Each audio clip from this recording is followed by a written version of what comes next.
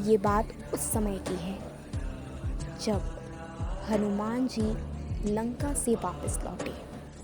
आते ही उन्होंने सीता माता की खबर सुनाई और आगे बातचीत में उन्होंने ये भी बताया कि वहाँ लंका में उनकी मुलाकात विभीषण जी से हुई।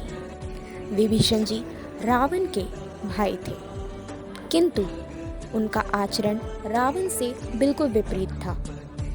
हनुमान जी ने राम नाम का जप करते हुए विभीषण जी को सुना और आश्चर्य किया कि यहाँ भी राम जी की कोई इतनी परम भक्ति कर रहा है।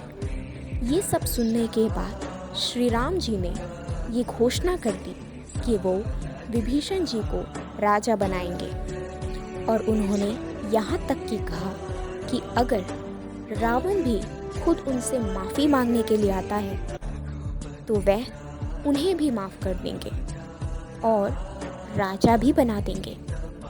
ये घोषणा सुनकर वहाँ पर वानर सेना बहुत विचलित हो गई। वो ये सोच में पड़ गई कि लंका का 2 राजा भला कैसे हो सकता है। तो राम जी ने मुस्कुराते हुए कहा कि मैं रावण को लंका का नहीं बल्कि अयोध्या का राजा बना दूंगा। ये सुनते ही वानर सेना और भी ज़्यादा विचलित हो गई। उन्होंने पूछा, हे प्रभु, अगर आप रावण को अयोध्या का राजा बना देते हैं तो भरत, जो आपके प्रिय भाई हैं, उनके साथ तो बड़ा अन्याय होगा। तो राम जी ने कहा, नहीं, भरत के साथ मैं अन्याय नहीं होने दूंगा, मैं उसे वैकुंठ का राजा बना दूंगा। तब वानर सेना ने कहा कि प्रभु, अगर आप भरत को वैकुंठ का राजा बना देते हैं तो आप कहाँ पर राज्य करेंगे।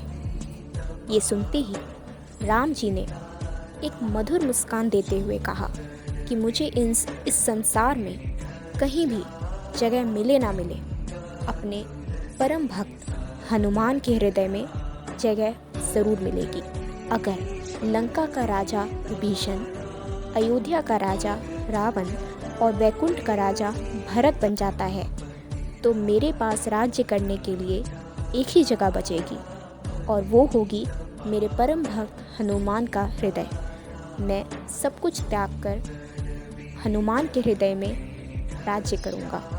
ये सुनते ही पूरी वानर सेना बहुत प्रसन्न हो गई और जय श्री राम का नारा लगाने लगी। आशा करती हूँ कि आपको इस वीडियो से बहुत बड़ी प्रेरणा मिली होगी और आप ऐसे ही वीडियोस और सुनने के लिए जागरूकता दिखाएंगे।